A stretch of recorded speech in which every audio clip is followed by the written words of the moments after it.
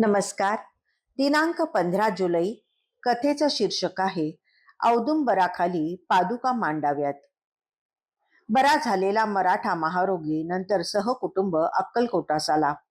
त्याने पूजा ब्राह्मण भोजन यथासांग केले.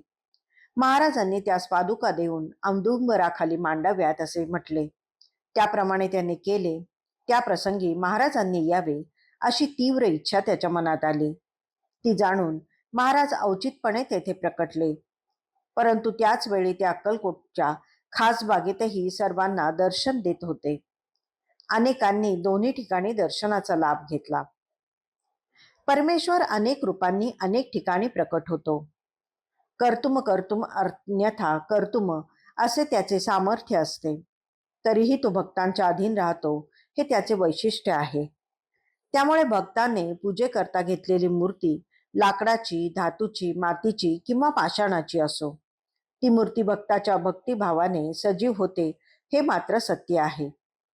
श्री दासोपंत व श्री टेंबे स्वामी महाराज यांच्याबरोबर श्री दत्तप्रभू खेळत असत. संत तुळशीदासांबरोबर श्रीराम बोलत असत, तर संत मीराबाई बरोबर श्रीकृष्ण भगवंत नाचत असत. भिलवडी नजीक ब्रह्मनाळ येथे आरतीचे वेळी श्री आनंद मूर्तींची समाधी डोलते. संत नामदेवांचे विठ्ठलासोबत रुसणे, फुगणे, हसणे, खिदळणे, जेवणे, खाणे चालायचे. श्री शंकराचार्य तर अवघे 4 वर्षाचे होते. एकदा ते त्यांच्या कालटी गावी श्री ललितांबा देवीला दुधाचा नैवेद्य दाखवित होते. दुधाची वाटी तिच्या तोंडाला लावून, आई हे एवढे दूध पी ना, असा त्यांचा आग्रह सुरू झाला. देवी काय दूध पीना. तेव्हा ते हमसाहमशी रडू लागले. अखेर त्या पाषाण मूर्तीतून जगज्जननीला प्रकट होऊन दूध प्यावे लागले. परंतु सगळेच दूध देवीने पिऊन टाकले. मला का ठेवले नाही, अशा बालहट्टाने आचार्य परत रडू लागले. तेव्हा देवीने त्यांना पदराखाली घेऊन अंगावरचे दूध पाजले. सौंदर्य लहरीच्या 75व्या श्लोकात आचार्यांनी या घटनेची तवस्तन्यम म्हणणे अशी स्पष्ट नोंद करून ठेवली आहे. महाराज सुद्धा भक्तांच्या प्रेमाखातर अन्यत्र जाऊन प्रकट झाल्याच्या अनेक घटना आहेत. त्यापैकीच ही एक. महारोगी क्षुद्र जीवनातून उठला होता. जगी ज्यास कोणी नाही त्यास देव आहे या वचनानुसार त्याला महाराजांनी आधार दिला व त्याला जीवनात पुन्हा प्रतिष्ठित केले. तो महाराजांचा अनन्य भक्त झाला. त्याची प्रेमभक्ती पाहून महाराजांनी त्याला पादुका दिल्या. विद्वान ब्राह्मण बोलावून त्याने त्या पादुका औदुंबराखाली स्थापन केल्या. त्या सोहळ्यास महाराज समक्ष आले तरी किती बरे होईल अशी तीव्र इच्छा त्याला झाली. त्यावेळी महाराज अक्कलकोटातील खास बागेत होते. दर्शनाची गर्दी उसळली होती, तरीही त्या भक्ताच्या तळमळीच्या इच्छेला भुलून महाराज त्याच्या गावी प्रकट झाले. त्याच्या सोहळ्यात सहभागी झाले. महाराज दोन्ही ठिकाणी असल्याची बातमी वाऱ्यासारखी पसरली. अनेकांनी दोन्ही ठिकाणी दर्शनाचा लाभ घेतला. त्या भक्ताला स्वर्गही ठेंगणा झाला. तो अतिशय आनंदाने नाचू गाऊ लागला. सद्गुरु सारिखा सोयीरा जीवलग, तोडीला उद्वेग संसारीचा. काय उतराई होऊ कवण्या गुणे, जन्म नाही येणे ऐसे केले. माझे सुख मज दाखविले डोळा, दिधली प्रेम कळा नाममुद्रा. डोळियांचा डोळा उघडीला जेणे, लेवविले लेणे आनंदाचे. अशा तऱ्हेने भक्त कृतार्थ झाला. पादुकातून महाराजांचे प्रकट होणे हे अर्चावताराचे प्रकटणे होय. अशा अर्चावताराचा अनुभव कोणासही येऊ शकतो.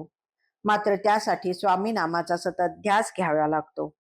आपल्या आयुष्याचा क्षण व क्षण स्वामीमय व्हावा लागतो.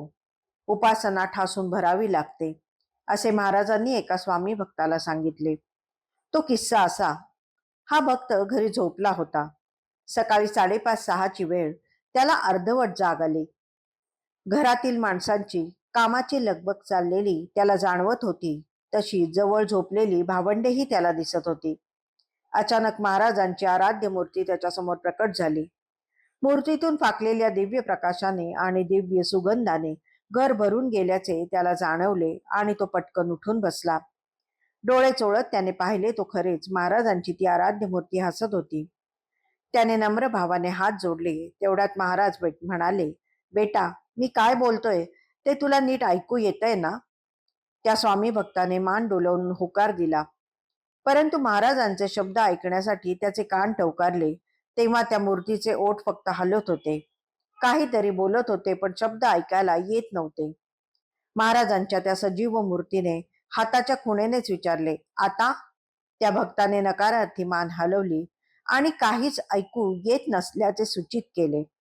त्यासरशी एकदम गडगडाटी हसत महाराज म्हणाले, नित्य ऐकू येण्यासाठी उपासना ठासून भरली पाहिजे. असे म्हणून त्यांनी डाव्या हाताची मूठ वळवली आणि अंगठा व तर्जनीच्या वळकटीवर उजवा हात आपटून ठासून भरत असल्याची खूण दाखवली. तात्पर्य: उपासना ठासून भरली पाहिजे. त्या मराठा क्षुद्र भक्ताची उपासना तशी होती म्हणून त्याच्याकडे महाराज प्रकट झाले. त्यातले रहस्यही हेच आहे. धन्यवाद.